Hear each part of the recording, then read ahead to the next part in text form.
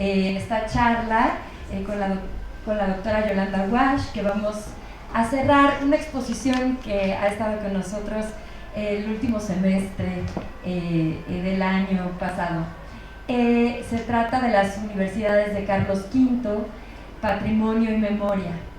Y bueno, es un placer para nosotros en el en el Museo UNAMOY, que es del Instituto de Investigaciones sobre la Universidad y la Educación, contar también con la presencia de nuestra directora, la doctora Gabriela de la Cruz, que nos está acompañando en esta charla de cierre, pues que como todos los cierres se vuelven muy emotivos, ¿no? Es este momento de reflexionar un poco sobre el trabajo hecho, sobre pues las posibilidades de diálogo, sobre las posibilidades de conversación que se han establecido.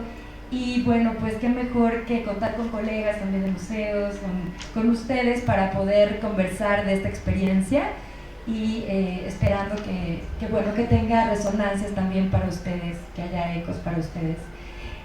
Bueno, la exposición de las universidades de Carlos V, Patrimonio y Memoria, surgió en la Universidad de Granada y ha sido una colaboración que se estableció dentro del marco de la Alianza Carolina entre las universidades de Granada, la Universidad Nacional Autónoma de México y la Universidad de San Marcos en Lima, y que son estas tres universidades que comparten un origen.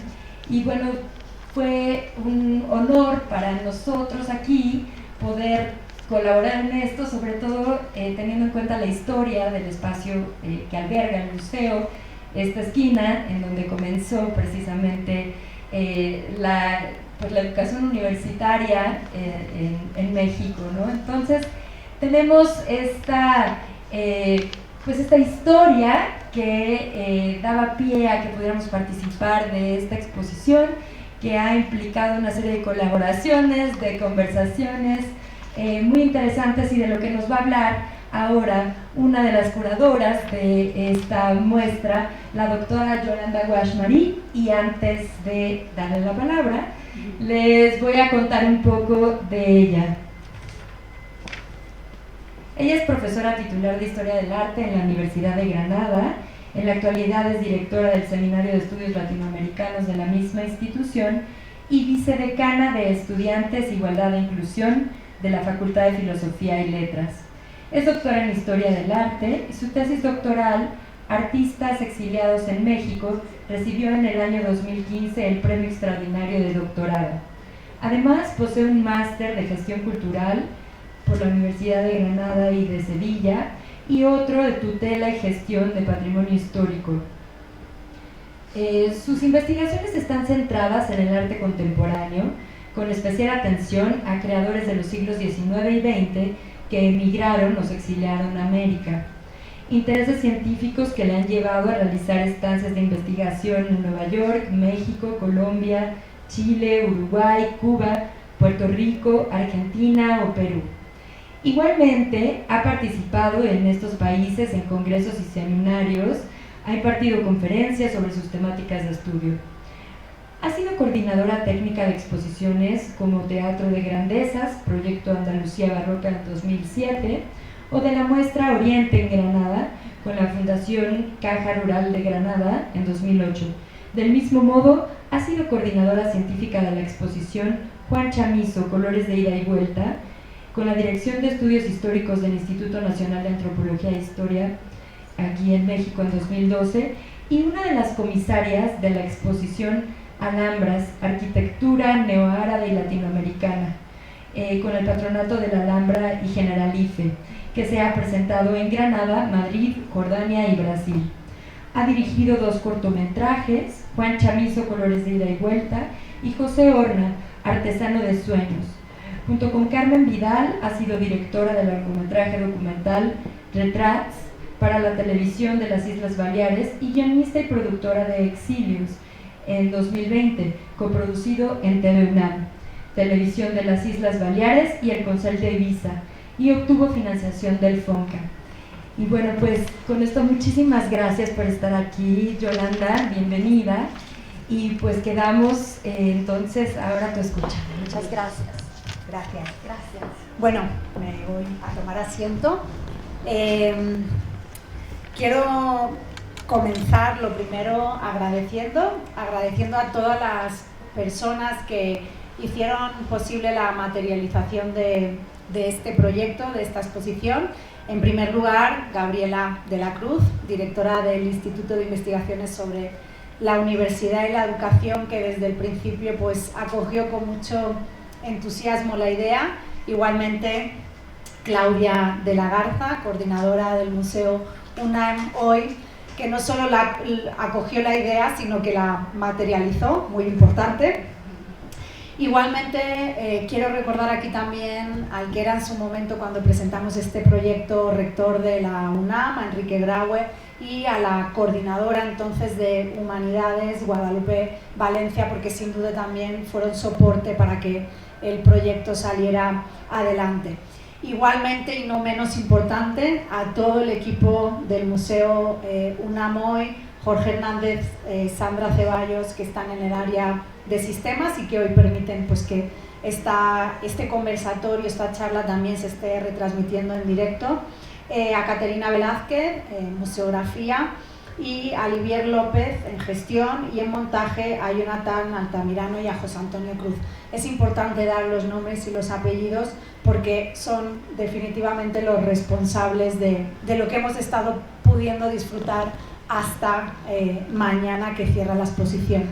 Pero no quiero olvidar tampoco aquí a quien lo hizo posible desde Granada. Nosotros también tuvimos un cambio de rectoría en mayo, así que quiero agradecer a la que era mi rectora entonces, Pilar Aranda, y a la que era la vicerrectora, como la coordinación de Humanidades, Dorothy Kelly, que son quienes también desde el principio apoyaron la idea de que pudiéramos estar aquí y presentar la exposición. Y por supuesto a mi maestro, a Rafael López Guzmán, que aparezco yo junto a él como comisarios, como curadores de esta muestra, pero realmente él ha sido el ideólogo, el artífice de toda la idea, de toda la propuesta de las universidades carolinas. Y pues bueno, no estoy aquí, pero me hubiese encantado también que pudiera compartir este conversatorio.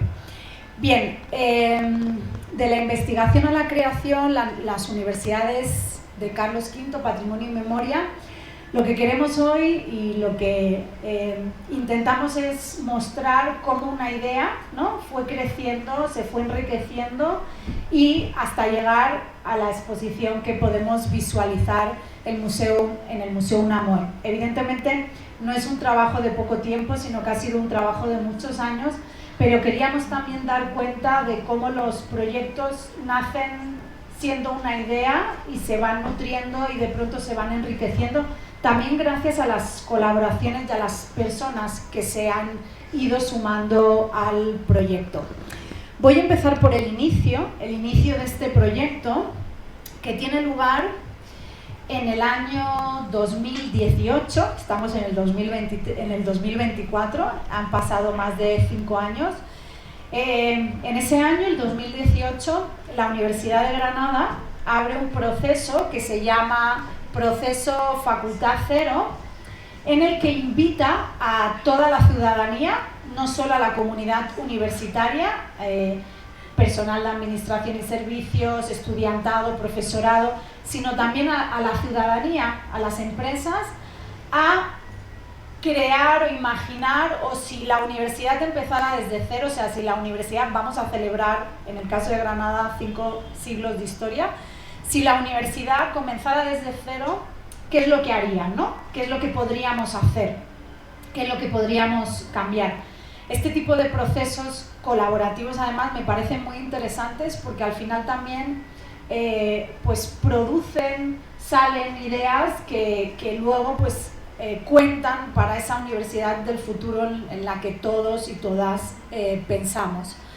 En este proceso se invita, como digo, a toda la ciudadanía, a toda la ciudad de Granada, no solo a la comunidad universitaria, y la gente cualquier persona podía hacer la propuesta de un laboratorio en el que invitaba a que la gente se sumara.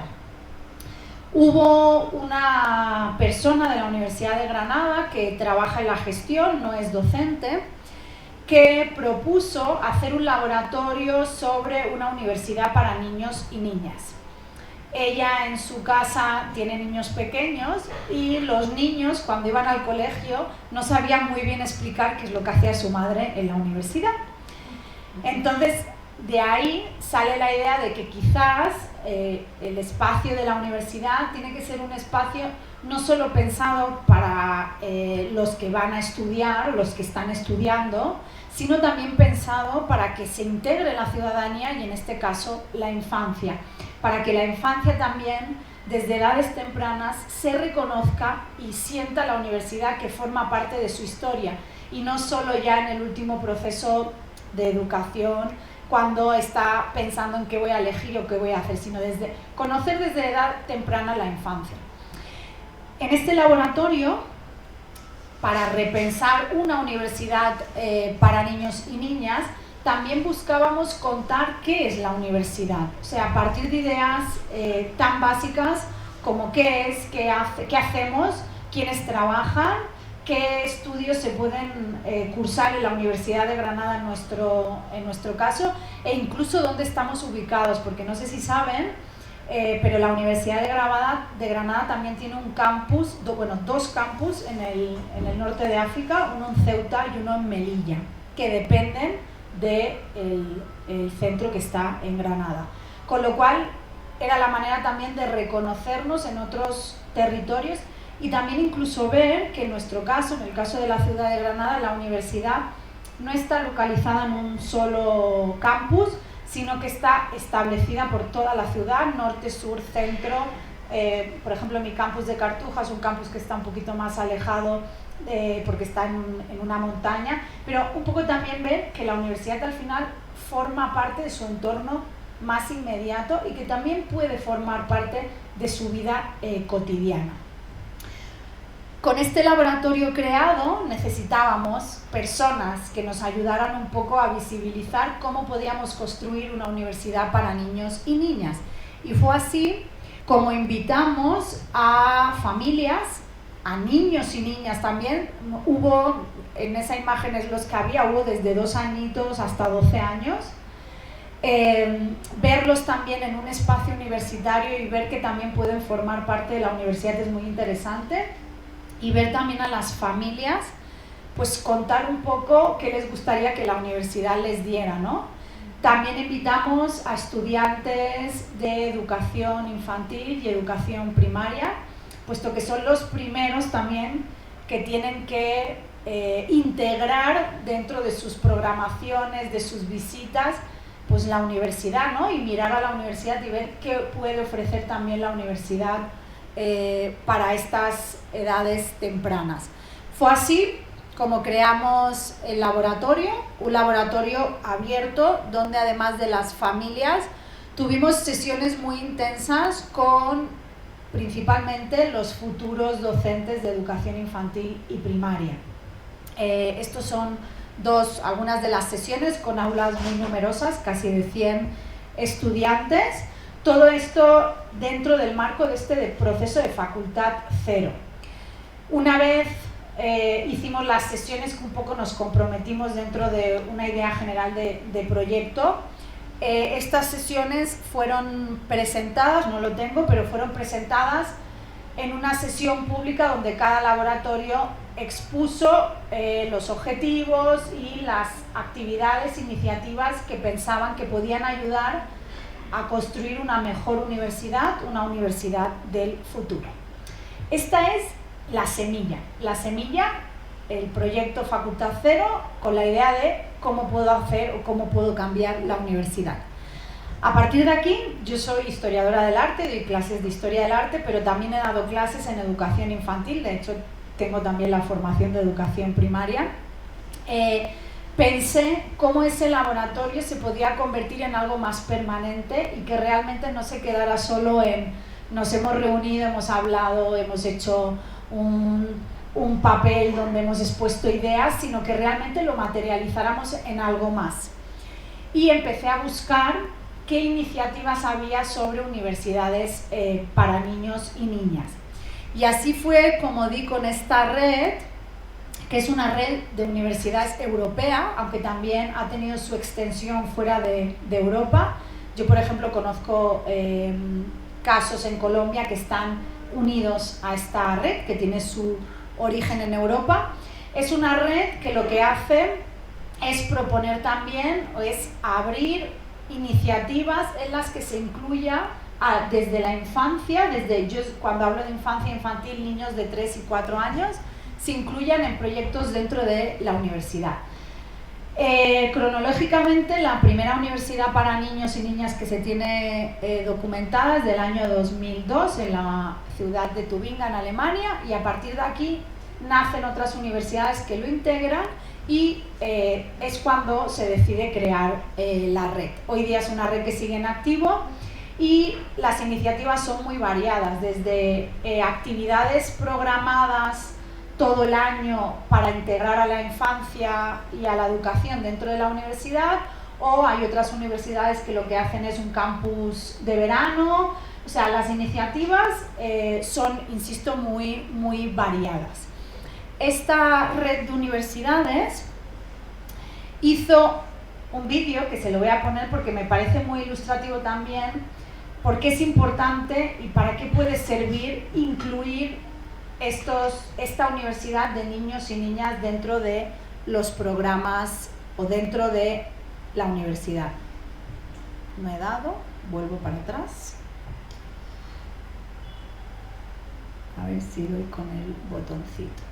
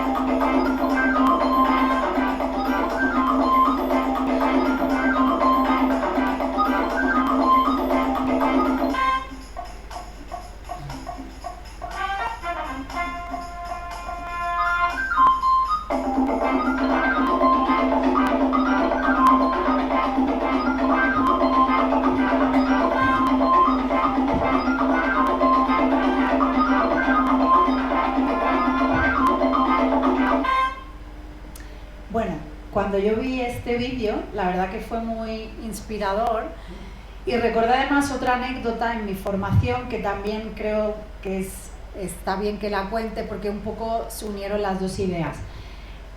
Justamente en el año del vídeo, en el 2014-2013, no recuerdo bien, tuvimos un congreso sobre museos y educación y invitamos a la que en ese momento llevaba la programación educativa del Museo del Prado. Cuando yo empecé a dar clases en educación infantil, que como digo di durante 4 años, me di cuenta que cuando uno visita los programas de los museos, pues siempre vemos que no faltan los de educación secundaria, no faltan los de educación primaria, pero el de educación infantil, ¿no?, el de los más pequeños, pues quizás es el programa que se incorpora, el último que se incorpora, ¿no? Y muchos ni siquiera lo tienen. En el caso del Museo del Prado fue el último en incorporar el programa dedicado a los más pequeños y nos contaron que cuando lo estaban creando, pues que los profesores de educación infantil llamaban: no, queremos venir al Museo del Prado y queremos que los niños vean las meninas y las niñas vean las meninas. Pues sí, está muy bien, pero hemos de pensar que las meninas las van a ver muchas veces a lo largo de su vida, ¿no? Y que quizá no pensamos que hay que empezar desde conceptos mucho más básicos que ver un determinado cuadro.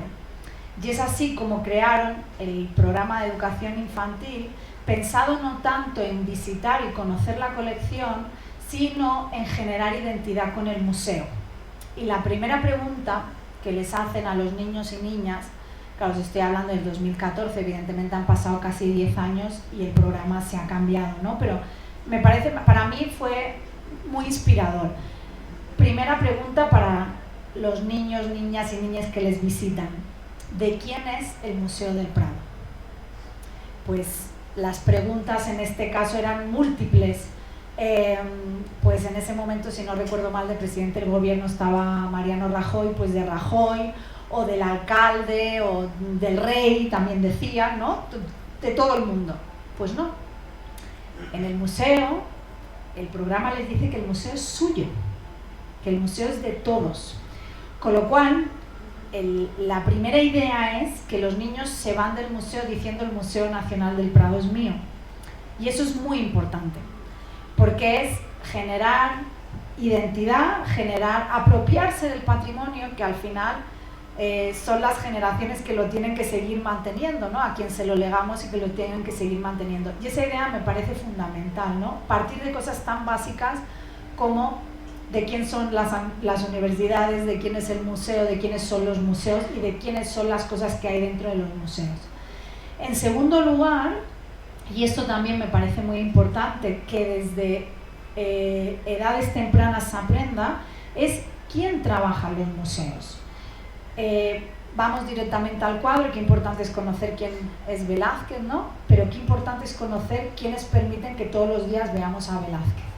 Y eso pasa porque reconozcan a las personas que se encuentran en su visita, que son los que están en las salas, que son los personales de seguridad que abren las puertas, que son los que nos guardan las mochilas, pero también son los que no vemos. Y los que nos vemos son, por ejemplo, el personal de limpieza que aparece cuando no están abiertas las salas y que hacen pues que los museos se conserven y se mantengan, que en el caso del Prado los restauradores, los conservadores, incluso la dirección, ¿no? Que no es una persona a lo mejor que normalmente se vea, pero a partir de eso, no tanto comencemos con contenidos, sino comencemos con cosas básicas que además están en el propio entorno del niño y la niña, que por tanto puede reconocer y puede aprender bien.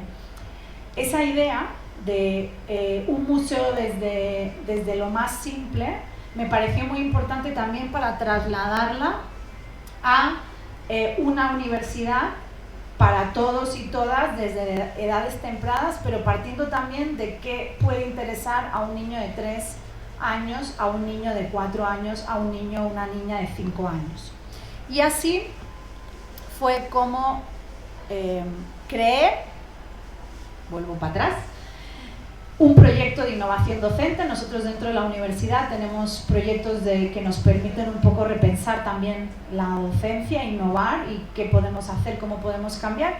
Y creo este proyecto, creamos porque aunque lideré, fuimos muchos los que participamos en la iniciativa, que llevaba por nombre Mi Pequeña Gran UGR Infancia y Universidad. Y la creé con 2 objetivos fundamentales. Uno, que se conociera la universidad en su estructura y en sus personas, y 2, que se pusieran en valor las humanidades, porque también siento que desde la infancia proyectamos mucho la ciencia, o sea, los niños y niñas tienen muy claro que un médico es necesario, ¿no? y lo visibilizan, pero yo creo que nadie en educación infantil decide pensar que se va a dedicar a la historia del arte, entre otras cosas porque quizá tampoco las humanidades están muy reconocidas por la sociedad, las vemos, las palpamos, las necesitamos. Entonces la idea de este proyecto nació con la doble intención: una, conocer la universidad, y 2, que las humanidades desde edades tempranas tengan presencia. O sea, que lo mismo que damos a conocer profesiones como policías, como dependientes de supermercado, que son igualmente necesarios, que también empecemos a hablar de profesiones humanísticas. Y es necesario que lo hagamos desde la infancia, no en el último curso previo a la universidad, sino desde la infancia. Este proyecto materializó una serie de materiales pensando también en la infancia. Uno fue la marioneta de Carlos V, una marioneta que luego veremos porque está aquí en el museo, que salía de una caja y que un poco, como fundador de la universidad, es quien contaba y narraba la historia de la universidad. Y a la vez, este personaje, Carlos V, presenta a los personajes del presente, o sea, a los que cinco siglos después permiten que la Universidad de Granada siga funcionando, haya crecido y hoy sea, cosa que me enorgullece mucho, la universidad de Europa que más, por ejemplo, más estudiantes de movilidad recibe. Invitamos a colegios, para ello también tuvimos reuniones previas con el profesorado. Creo que es muy importante también integrar, ¿no? Y que esto no solo fuera un trabajo de nosotros hacia ellos, sino que nos integráramos todos y que ellos también vieran qué posibilidades podían y qué trabajo podían hacer en el aula antes de que llegáramos nosotros a contar la universidad. En esta primera fase participaron 3 colegios, en total tuvimos a 100 niños y niñas de 4 y 5 años. Y el proyecto estuvo dividido en 3 sesiones.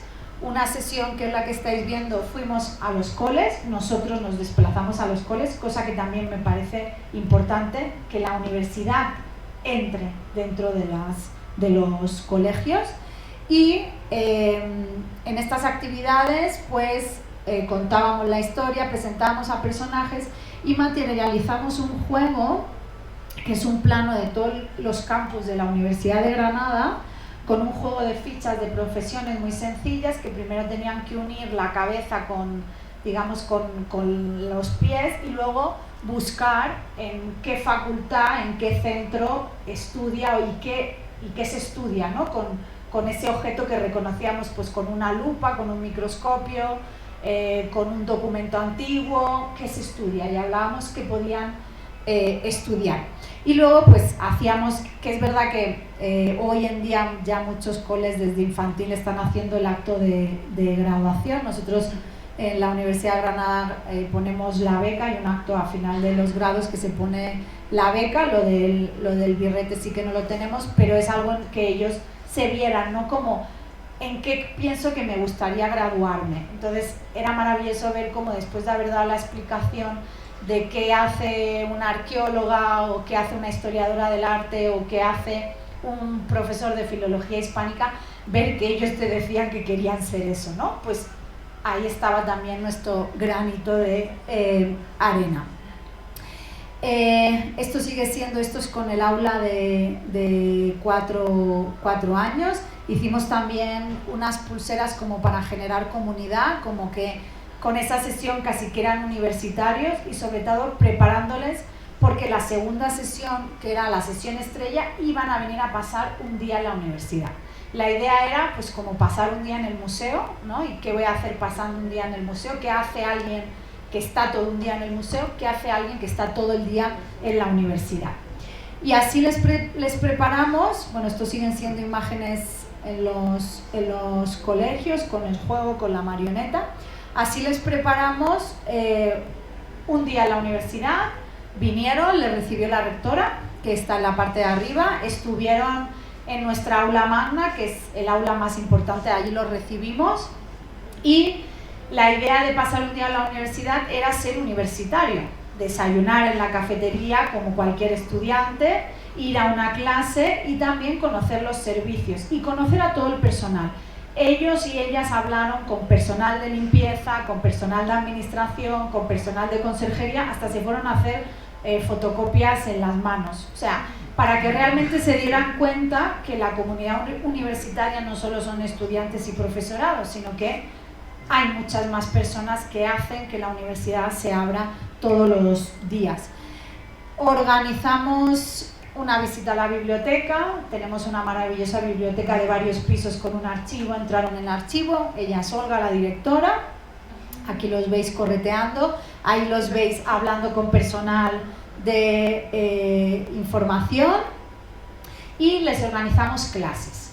Una clase de arqueología y entraron a un laboratorio, ahí tenéis, esta es nuestra actual vicerrectora de patrimonio, arqueóloga, les está dando una clase de arqueología, utilizando también los métodos, ¿no? Y viendo que también somos científicos de las humanidades. También entraron en una clase de historia del arte, se integraron con los estudiantes, con el estudiantado de historia del arte, y les contamos, ellos, los propios estudiantes, les contamos a qué se dedica un historiador, una historiadora del arte. Fueron también a clases de música, que ya os podéis imaginar, y fueron también, les dimos una clase de geografía, que son 4 de los 14 grados que se imparten en la Facultad de Filosofía y Letras, más 3 dobles titulaciones. Queríamos dar un regalo que quedara una experiencia positiva de esta sesión, y hicimos un cuento que he traído hoy, una versión, porque esta es otra versión, la que estáis viendo en pantalla es otra versión, de la historia de la universidad contada a niños y niñas. Me parece también que quizá podríamos utilizar mucho más, yo hice un trabajo sobre literatura patrimonial, o sea, qué cuentos, qué historias nos hablan también de nuestro patrimonio, de nuestros museos, de nuestra historia, de nuestros artistas. Y aquí lo que hicimos fue un cuento que narra la historia de la Universidad de Granada a través de Carlos V, pero teniendo en cuenta el lenguaje inclusivo, teniendo en cuenta la educación en valores, o sea, aquí las relaciones son positivas, se reconocen también a personajes masculinos y femeninos, se rompen también, pues sabéis que que en la historia Juana la loca y Felipe el hermoso, pues no, Juana con muchos otros atributos más que ese que es el que la ha hecho pasar a la historia. Entonces, bueno, lo hicimos, es un cuento absolutamente colaborativo también, donde participaron estudiantes de Bellas Artes en las ilustraciones, en la narración, la adaptación de la historia, estudiantes de educación primaria, de educación infantil, o sea, fue absolutamente un trabajo entre disciplinas. Este era nuestro regalo, el que entregábamos al finalizar la sesión de pasar el día en la universidad. Volvimos a los colegios a preguntar qué les había parecido, y fue muy gracioso porque el grupo de 4 años nos dijo que dónde estaba la novia de Carlos V. La marioneta fue lo que más impacto produjo, además estuvo todo el día con ellos, les iba hablando, creo que ha sido el mejor material que hemos hecho, pero me sorprendió mucho que los de 4 años nos dijeran que dónde estaba la novia de Carlos V. Pequeño detalle, y fue así como también decidimos materializar y crear la marioneta de Isabel de Portugal, que es un personaje fundamental también en la historia del cuento de Carlos V y las universidades. Evidentemente es un cuento en papel, que ahora os pasaré por si lo queréis ver, pero para llegar a mucho más público decidimos también, con los recursos que teníamos y pensando que las ilustraciones que creamos eran ilustraciones para un cuento en papel, decidimos darle animación y crear el cuento que está disponible en red. Y quiero ver si llego al botón. Gran secreto del ratón latón. Las universidades de Carlos V. El ratón latón era un alegre e inquieto ratón al que le gustaba comer requesón. Vivía en un rinconcito de la Alhambra y se pasaba el día de aquí y para allá, buscando libros en sus torres, en los jardines, en los palacios. Le encantaba leer. Tanto le gustaba leer que se le pasaban las horas del día volando y, cuando llegaba la noche, se quedaba dormido leyendo. Leía todo tipo de libros, de aventuras, de los planetas, de unicornios, de insectos. Era un pelín despistado. Algunas veces no recordaba dónde dejaba sus libros. Al latón le encantaba tararear pequeñas cancioncillas que se inventaba mientras paseaba por el bosque de la Arbolito, cómo me encanta leer bajo un arbolito.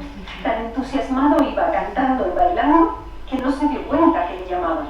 Señor ratón, señor ratón. Oh, ¿quién es usted? Soy Carlos V.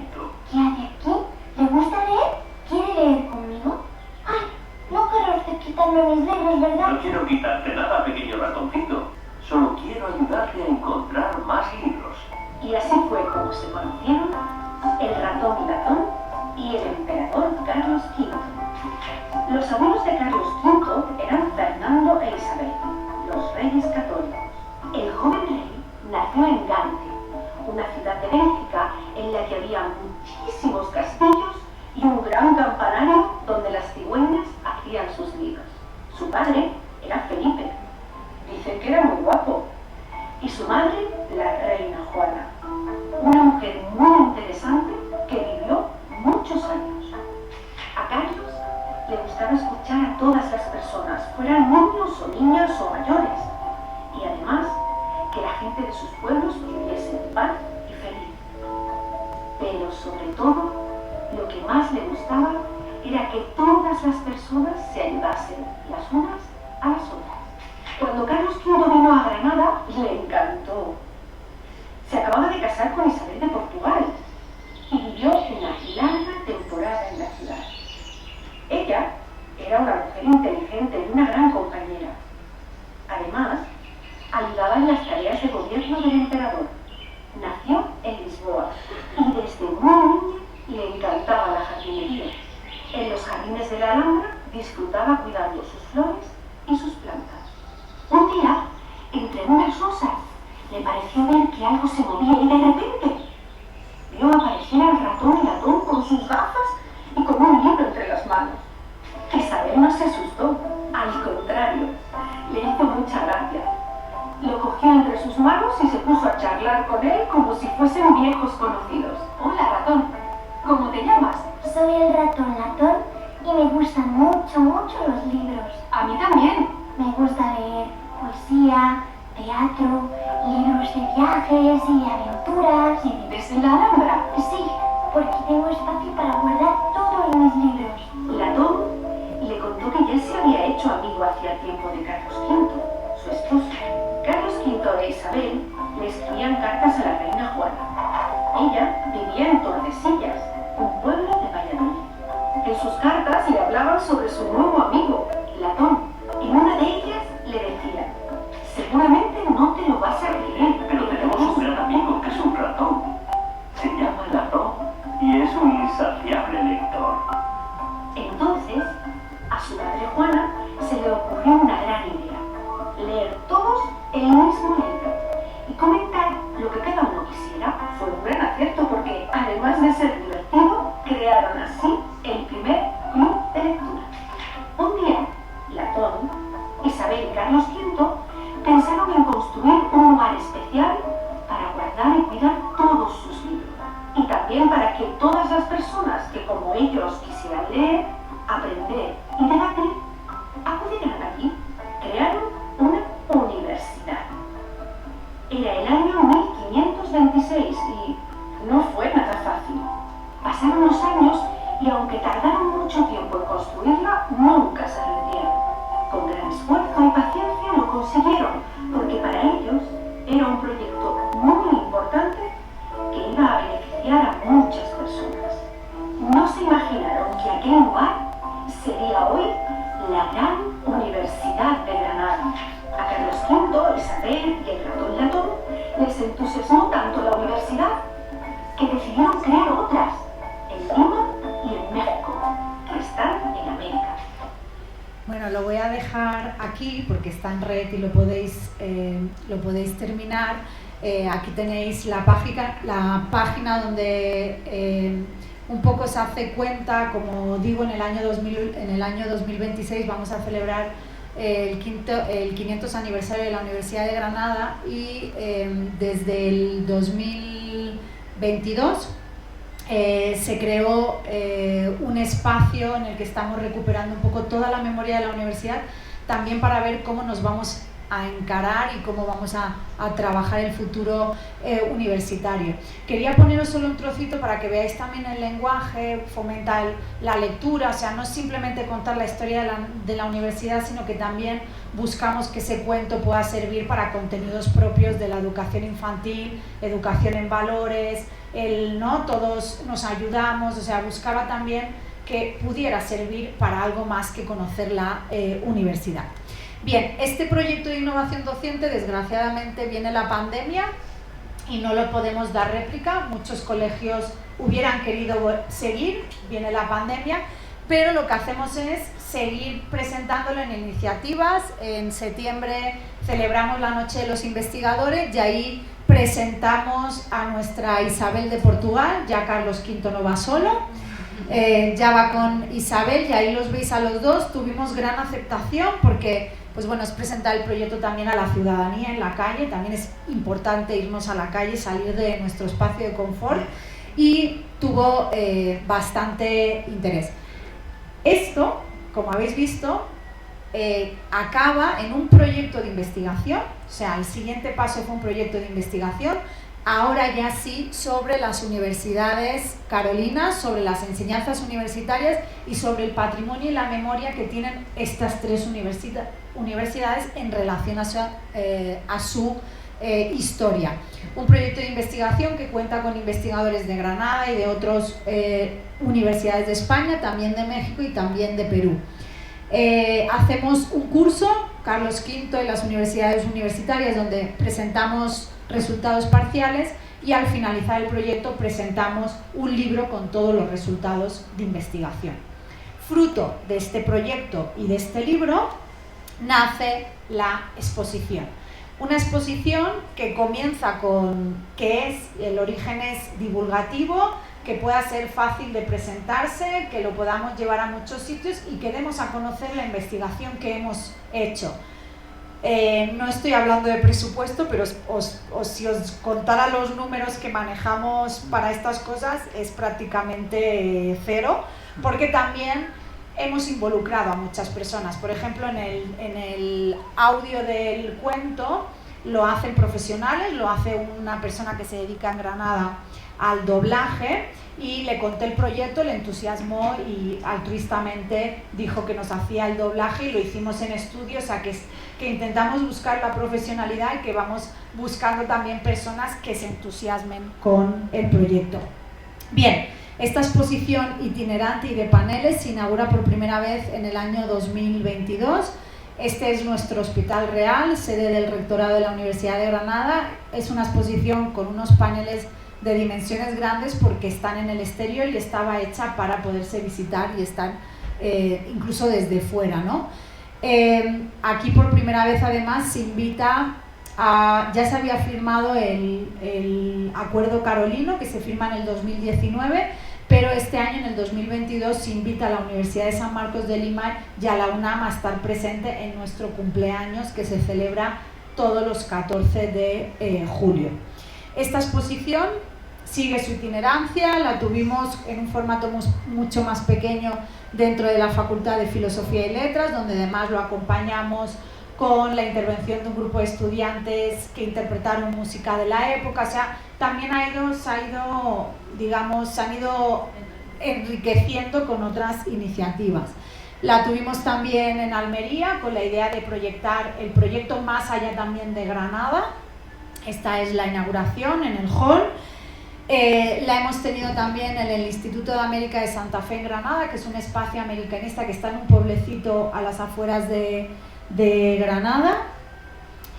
Y finalmente decidimos compartir el proyecto con el Museo Unamuy, compartirles todo esto y todo lo que habíamos hecho y intentar traerlo a México.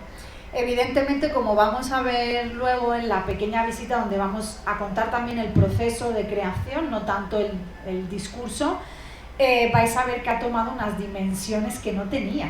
O sea, nuestra exposición eran paneles informativos con buenas imágenes, con buenos textos, pero aquí cobró ya una dimensión de exposición en un museo con la incorporación de piezas originales que nuestra exposición no tenía. O sea, la idea se enriqueció muchísimo más de lo que nosotros teníamos planteado, y al final eso también es lo que queríamos contar, ¿no? Como un proyecto que nace de un proceso acaba en un proyecto expositivo con la envergadura que ha tenido en el Museo Unamuy. Pero quería terminar diciendo, bueno, estas son algunas de las salas, quería terminar diciendo que todavía el proyecto en Granada sigue viviendo. De hecho, en diciembre estuvo en la Facultad de Ciencias de nuestra universidad, y además nosotros, el grupo de investigación en el que trabajo, tiene una sala de exposiciones virtuales, que virtualizó un espacio real, el que os decía del Instituto de Santa Fe, y donde también montamos proyectos curatoriales, muchas veces proyectos que quizá es difícil materializarlos. De hecho, el proyecto con el que iniciamos la sala de exposiciones era uno sobre arte virreinal en Andalucía, arte virreinal de América del Sur en Andalucía. Y bueno, esto es la sala de exposiciones, es nuestra exposición. En esta exposición, por ejemplo, pusimos un retablo de la Catedral de Málaga que evidentemente nunca podríamos tener en una exposición real. Entonces nos permite jugar un poco entre lo real y lo irreal, o obras que sabemos pues que jamás van a salir de un país porque no se pueden prestar, pero a la vez jugamos con una virtualidad real porque el espacio es limitado. No es que como es la virtualidad, cuelgo 500 obras, ¿no? Pues como hay sitio, cuelgo todo. No, aquí es un espacio real, un espacio limitado, y lo único que jugamos con piezas que quizá no podríamos tener de otra manera. Evidentemente, todas nuestras exposiciones cuentan con su catálogo, con sus fichas y sus textos. Todo está en abierto, descargable gratuitamente en nuestra página web www.andaluciayamerica.com. Aquí el catálogo de esta exposición que dio inicio a esta sala de exposiciones, y hoy también hemos virtualizado la exposición de Carlos V con un catálogo también mucho más sencillo que el libro que habéis visto de las universidades, pero que igualmente está en acceso para descargarse. Y bueno, como veis también los proyectos museográficos son muy diferentes según el tipo de obras. Ahora mismo tenemos colgadas 4 exposiciones. La anterior fue sobre arte andaluz en Nueva York, que hicimos en colaboración con la Hispanic Society, y la anterior fue la que os comentó en mi currículum sobre arquitectura neoárabe, que también era una exposición de fotografías que hemos acabado también implementando y subiendo a la sala de las exposiciones virtuales. Aquí tenéis el catálogo, está en español y en inglés. Y quería finalizar, porque para que veáis la historia del ratón, que comienza con un laboratorio ciudadano, hoy sigue en activo. En mi facultad acabamos de reactivar el proyecto, un proyecto que busca que se conozca la Facultad de Filosofía y Letras, y que la Facultad de Filosofía y Letras se abra a la ciudadanía, y todos los meses, o mejor dicho una vez al mes, nos visita un colegio, nos da lo mismo la edad, y le preparamos toda una mañana en la facultad, también asistiendo a clases. Y bueno, y como veis, nuestro protagonista sigue siendo ese ratón latón, que también junto con Carlos V creo que son las estrellas de este proyecto. Y bueno, y con esto quería finalizar un poco para que vierais el origen del proyecto y cómo se ha materializado en la exposición que vamos a ver a continuación. Muchas gracias.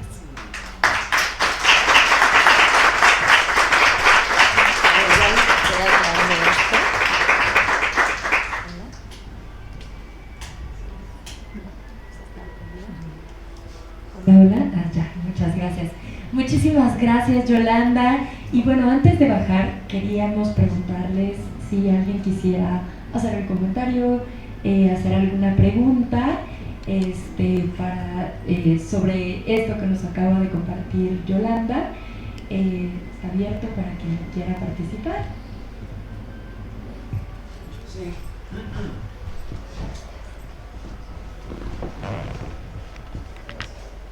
Hola, ¿qué tal? Buenas tardes. Sí. Sí, perfecto. Mi pregunta es saber un poco con respecto a cómo fue esta interacción entre las infancias y la universidad con las personas, ¿no? O sea, ya sabemos que fueron, que tuvieron ciertas actividades, pero cómo fue esta interacción, cuál fue como estas sorpresas, cuál fue esta cuestión de la experiencia misma, ¿no? Tanto de las infancias, pero también de las personas que pues, habitamos las universidades. Pues imaginaros, porque es verdad que hay otras facultades, por ejemplo la Facultad de Ciencias quizás está más acostumbrada a recibir escolares por los laboratorios, ¿por qué no? Porque sí quizá la ciencia en ese campo, en ese aspecto se ha acercado más, ¿no? Imaginaos lo que es una Facultad de Filosofía y Letras, que además está en un campus más alejado, recibir de pronto 100 niños y niñas correteando por los pasillos, chillando. Para el profesorado fue un gran impacto, también el impacto de sentarte a explicarle a esas edades qué es lo que tú haces, o sea, te reacomoda y también te hace, creo que es importante, a veces cuando somos docentes o incluso en nuestra labor de la docencia de instituciones de museística, quizá tenemos ahí el discurso, ¿no? Demasiado y no hay cambios pues porque a lo mejor estamos acostumbrados a un mismo tipo de público y de pronto esto te hace girar, repensar y decir, bueno, ¿y ahora cómo le cuento yo qué hace una historiadora del arte? O sea, ¿qué trabajo hago? ¿Y a qué me dedico? ¿No? Quizá lo de la historia del arte con los cuadros, pues en la infancia también se utiliza, pero ¿y un geógrafo? ¿No? Qué dificultad también de contar. Entonces, fue muy bonito, fue muy impactante. Es verdad que ahora que hemos retomado el proyecto, pues de pronto ver cada mes a un grupo que te descoloca tu silencio, los metemos en la clase que el profesor que se ha ofrecido, lo metemos de repente y te empiezan a hacer preguntas y a cuestionarte cosas que tú ni te habías cuestionado. La última vez entramos en una clase de prehistoria, no ven los niños, o sea, venga preguntas al profesor, ya no sabía por dónde meterse, pero de todo tipo. Entonces, creo que es importante, porque al final es dar respuesta a cuestiones quizá que ya no nos planteamos y sobre todo me parece súper importante es que la infancia sienta que la universidad no es algo para mayores, que la universidad también me ofrece visitas, que la universidad también tiene museos, que la universidad, aunque yo la vea lejana, pues ahora ya me la planteo y a lo mejor no tengo un entorno familiar fácil que me plantee la universidad, pero estoy ofreciendo la posibilidad que desde pequeños vean un horizonte universitario o no, pero lo estoy ofreciendo y lo estoy ofreciendo desde la infancia. Por eso creo que no es un proyecto que se tenga que mantener o venir solo una vez, sino que tiene que ser algo que el profesorado lo integre, ¿no? Y que trabajemos más de la mano.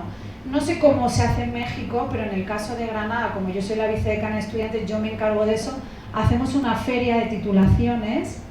De hecho la tengo ahora en Salón del Estudiantado, que se la llama de Puertas Abiertas, donde pasan ríos y ríos de estudiantes de último año de bachiller.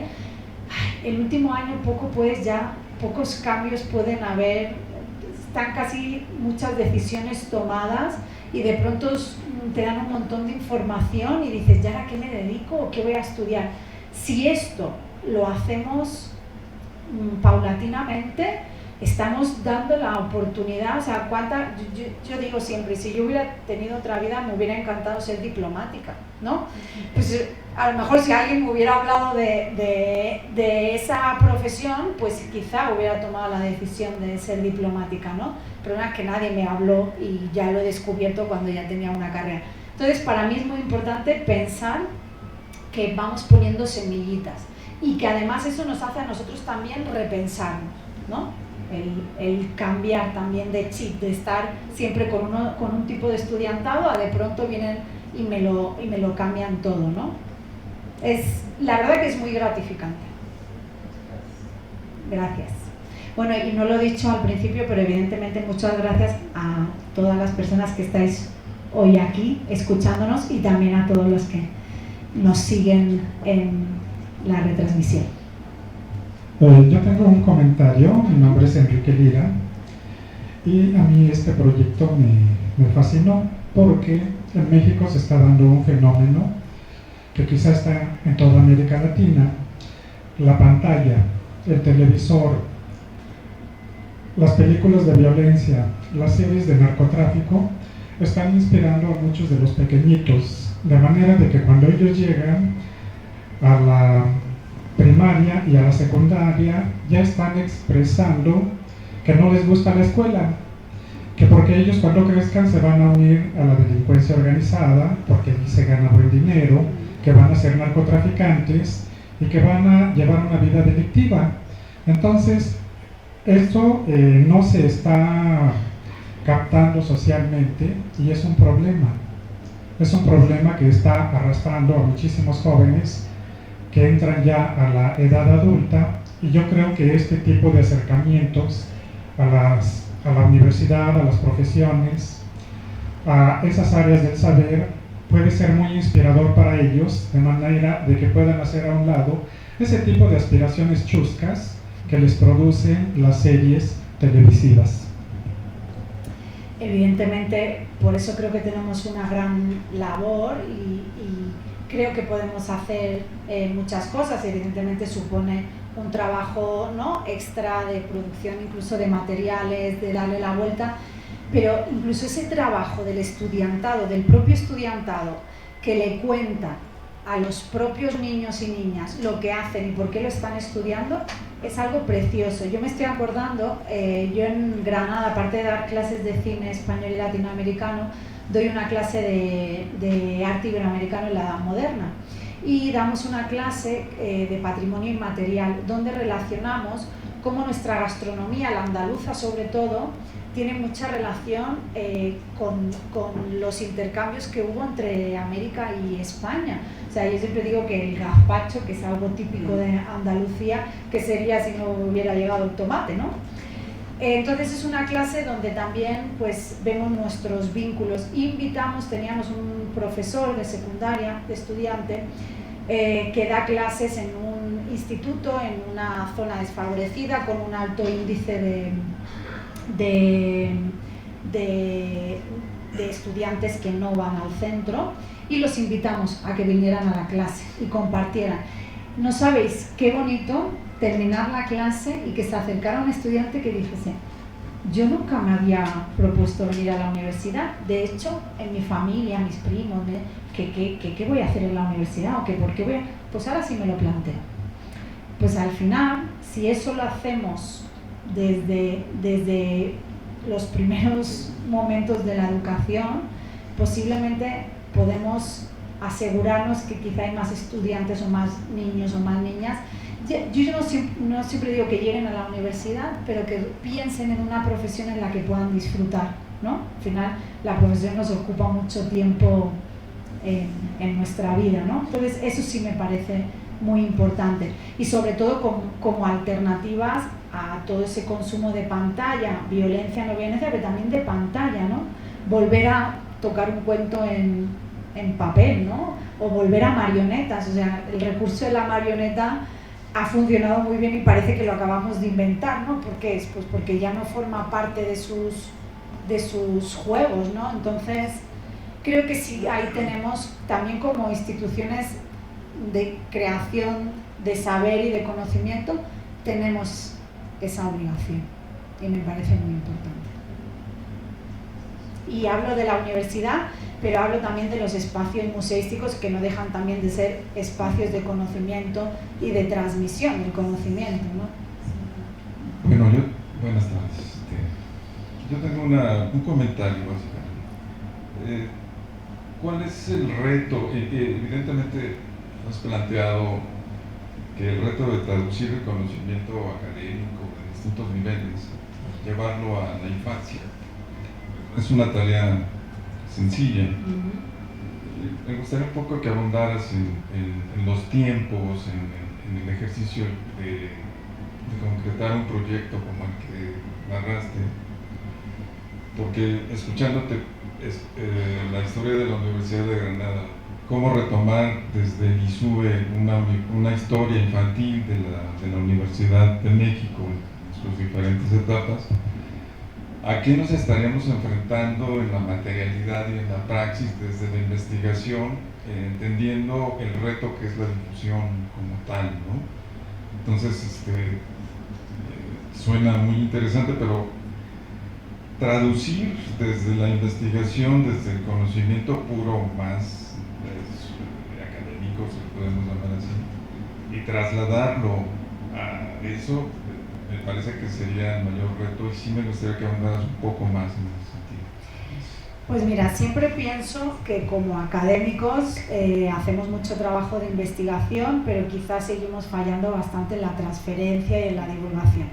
En el momento en el que parte de la sociedad no conoce las cosas que hacemos, pues estamos fallando, ¿no? Eso no hay duda, no necesitamos hacer encuestas. Creo que al final implementar este tipo de proyectos, que insisto nos hacen a nosotros también trabajar, nos permite también que esa investigación que hacemos la traslademos a los más pequeños. O sea, ¿cómo les cuento yo que me dedico a trabajar? Una de mis líneas de investigación es sobre el exilio español en México.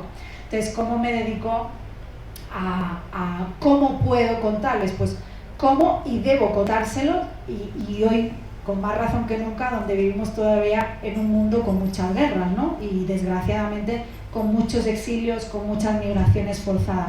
Entonces, al final, creo que ese ejercicio de repensar nuestra investigación y de divulgarla quizá a un sector de la población muy difícil, pero a la vez creo que es el más receptivo todavía. Yo siempre me hago una pregunta: ¿qué hacemos como docentes? Y me incluyo.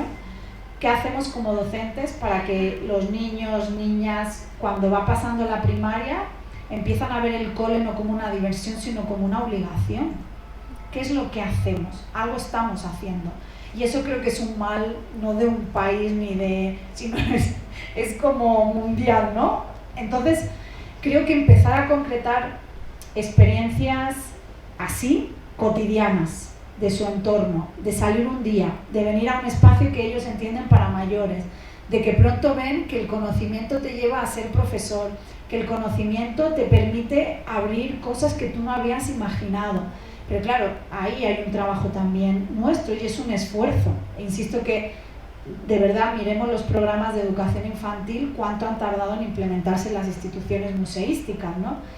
Pero también cuenta que tener al profesorado, ¿no? A los profesores de los colegios, a los maestros, con la actitud, con los conocimientos, y por eso yo decía que este proyecto lo que tiene también es que trabaja con los maestros y maestras de los colegios. Recuerdo que la clase de 4 años, la que pidió que se implementara, que dónde estaba la novia de Carlos V, cuando nosotros llegamos al aula en la primera sesión, ella ya había trabajado con toda la clase personajes, como quién era Juana, quién era Felipe, o sea, ya había un trabajo previo, los niños ya sabían de qué les estábamos hablando, ¿no? Que es un esfuerzo, claro que sea parte de nuestra labor diaria, pero creo que el implementar proyectos así, pensar en otros públicos objetivos que no son los nuestros, digo, como instituto supongo que estáis acostumbrados a recibir académicos, investigadores que vienen a consultar el archivo. Oye, ¿y si empiezan a venir niños y niñas a consultar y a decirle las joyas que tenéis en el archivo? ¿Y si nos vamos nosotros también a las aulas? ¿Y si buscamos de hacer un programa de el archivo del ISUE se acerca a los colegios? Claro, es salir de nuestro espacio de confort, pero siempre hay colegios receptivos a que venga gente de fuera. Y eso también te hace a ti repensar cómo haces divulgación y para quién. Y abres también tus posibilidades, ¿no? Yo una última réplica también. A ver si. Ya. Sí. Para ir cerrando el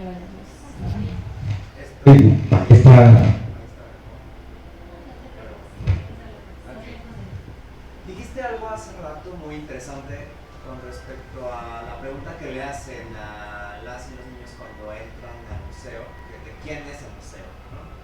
Eso creo que es maravilloso, porque justo el patrimonio que está dentro pues es de todas esas personas, ¿no? ¿Cómo se lo dan a entender más allá de llevarlos a la visita, más allá de decirles desde el inicio el museo es tuyo? ¿Cómo hacen este proceso para que de verdad se identifiquen con ese patrimonio que puede ser tangible o intangible, pero que de verdad les pertenece, ¿no? Y más allá de que serán las personas que lo van a cuidar después, que desde este momento pues es tuyo por el simple hecho de estar ahí, ¿no? De ser parte de ese espacio y de esa historia que al final también les atraviesa de cierta forma, ¿no? Entonces, ¿cómo hacerle para que de verdad se sientan parte y que apropien ese patrimonio? Pues creo que es tan simple como decírselo. Pregúntate a ti, en tu historia de tu vida, ¿cuándo has ido a un museo y te han dicho que el museo es tuyo? Nunca. Nunca. Entonces yo en mi historia, a mí nunca me han dicho, oye, este museo es tuyo. ¿Ves ese cuadro? Es tuyo. ¿Ves ese cuadro? Es tuyo.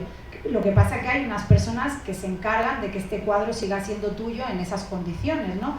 Pero es algo tan simple como contarlo y no lo hacemos. No partimos de conceptos tan básicos como contarles que eso les pertenece. Y con eso ya, o sea, a un niño basta, no os digo, pregunta, ¿de quién es el museo? Pues claro, es que nadie les había dicho que era suyo. Por eso decían, imaginaban aquellos personajes pues que tienen poder porque salen en la tele, porque sus padres, sus familias hablan en casa, pero nadie les había dicho es tuyo. Simplemente bastó con decirle esto es tuyo. Y ya, y el niño salía feliz, la niña salía feliz diciendo el Museo del Prado es mío. Es que a veces también nos complicamos cuando son cosas tan simples como esas y tan básicas, pero en nuestro imaginario es mejor que lleguen a casa y cuenten las meninas, ¿no? Queremos que digan, es que como docentes, que el niño llegue, ¿no? Hablando de las meninas, mira todo lo que han aprendido hoy. No, ha aprendido que el museo es suyo y que tiene un museo, uno y muchos, ¿no? Y de verdad, partamos. Y luego, sobre todo, otra cosa muy importante que yo trabajaba mucho con mis estudiantes, el entorno. Ya tendremos tiempo de que aprendan la Torre Eiffel de París. ¿Por qué no trabajamos más desde el entorno en edades tempranas? Lo digo yo porque en Granada hay un pintor que se llama José Guerrero, y lo llevo un ejemplo, es un pintor de la Escuela de Nueva York, o sea, viaja a un pintor súper reconocido, tenemos un pequeño museo. Y yo les digo a mis estudiantes de educación infantil, les decía, ¿conocéis a José Guerrero? No. ¿Cuántos sois de Granada? Pues había el 80%. Ahora, conocían a Kandinsky, conocían a Picasso, ¿Qué es lo que hacemos? ¿Por qué no en infantil? Digo en infantil, partimos del entorno más inmediato. Pero no, mejor que conozcan lo que está afuera, lo que no, insisto, también muchas veces como docentes buscamos que, mira cuántos conocimientos, ¿no? Por eso la apropiación del entorno para mí, yo tenía a mis estudiantes que tenemos delante un monasterio de la Cartuja y en 3 años de estudios no habían entrado nunca. Maravilloso, y me decían, es que esto para educación y para niños de infantil no vale. No es cierto, las piedras no hablan solas, eres tú que habla. Entonces, si tú no tienes interés, ¿cómo vas a generar interés? Entonces, para mí, fundamental, entorno, identidad y apropiación. Y así también es la manera que tendremos para garantizar que este legado que nos esforzamos en conservar continúe. Gracias. Gracias. Muchas Muchísimas gracias, Yolanda. Y bueno, me encanta cómo terminas, porque también para el Museo Unamuy nuestros principales objetivos precisamente tienen que ver con la identidad, con nuestro entorno y con poder transmitir todo lo que la universidad ofrece, no solo para quienes están dentro de la universidad o quienes trabajamos o quienes estudiamos, sino para el resto de la sociedad. Entonces, bueno, si les parece bien, vamos a cerrar esta parte. Hola, hola.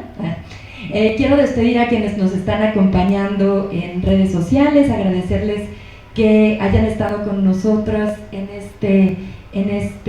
esta sesión y recomendarles que vengan. Todavía mañana pueden visitar la exposición y que nos sigan en nuestras redes.